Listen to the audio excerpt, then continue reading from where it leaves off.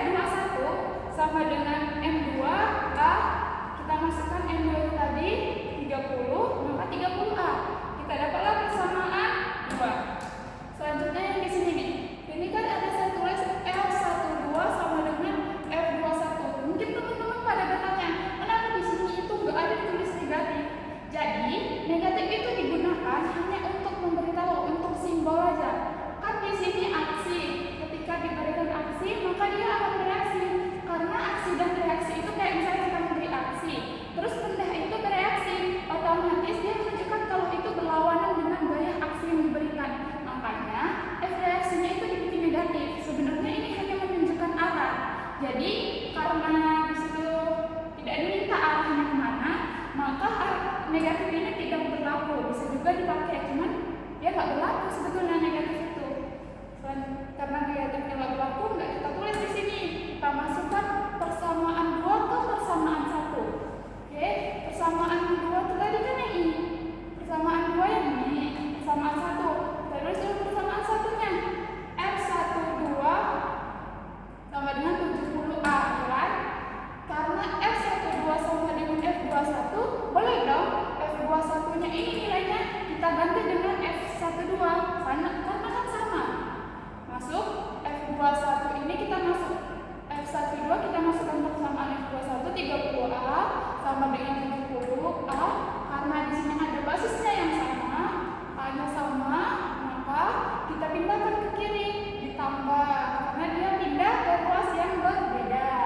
Jadi 70A ditambah 30A sama dengan 100A, maka A-nya dapat 2 meter per sekon kuadrat. Inilah untuk percepatan pada soal tersebut. Nah, selanjutnya kita akan mencari gaya kontak. Gaya kontak itu kan sebenarnya ada di sini. Nah, karena F12 sama dengan F21, kita bebas mau memasukkan persamaan 1 atau persamaan 2. Karena persamaan 2 lebih simpel, ya dimasukkan lagi 200-nya, kita gunakan aja persamaan 2. Persamaan 2, F21 sama dengan M2 dikali A.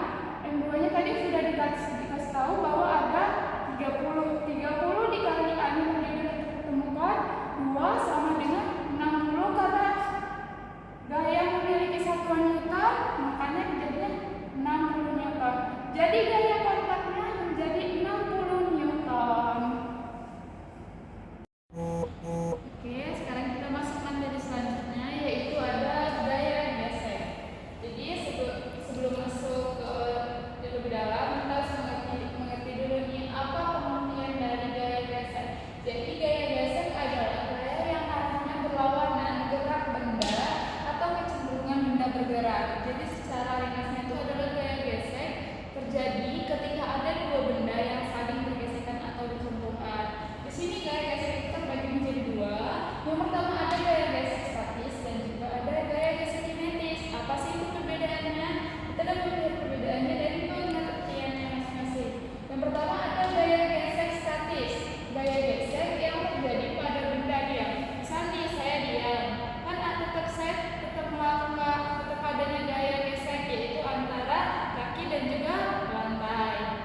Terus dengan rumus gaya gesek lebih kecil daripada mu s dikali Newton. Yang selanjutnya itu ada gaya gesek kinetis.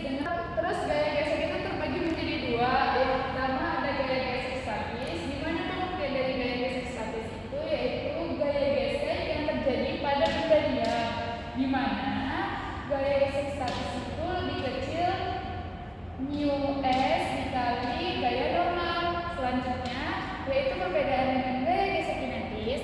Ketika gaya gesek yang terjadi pada benda bergerak, dengan rumus gaya gesek kinetis sama dengan mu k dikali gaya normal.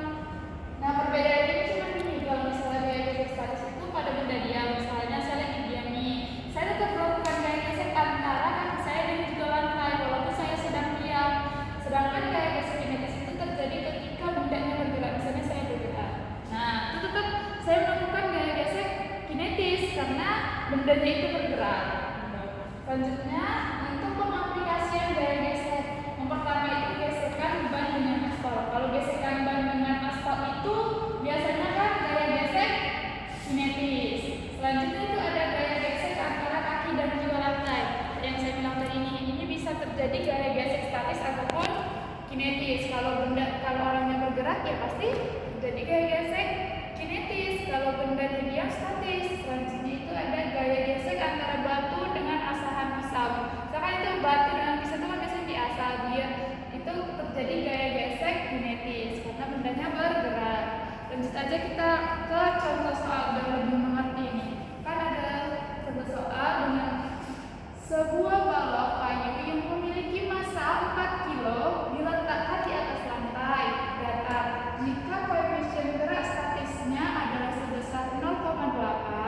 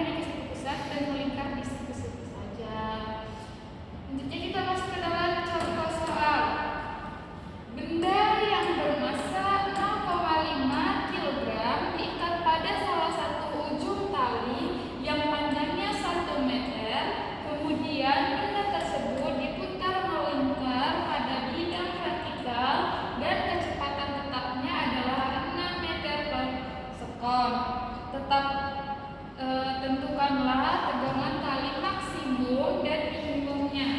Oke, langsung saja ke penyelesaiannya. Di sini diketahui masanya 0,5 kilo, kecepatannya 6 meter per sekon. Terus tadi kan ada jaraknya 1 meter ya, 1 meter. Terus ini ada gayanya 10 meter per sekon kuadrat.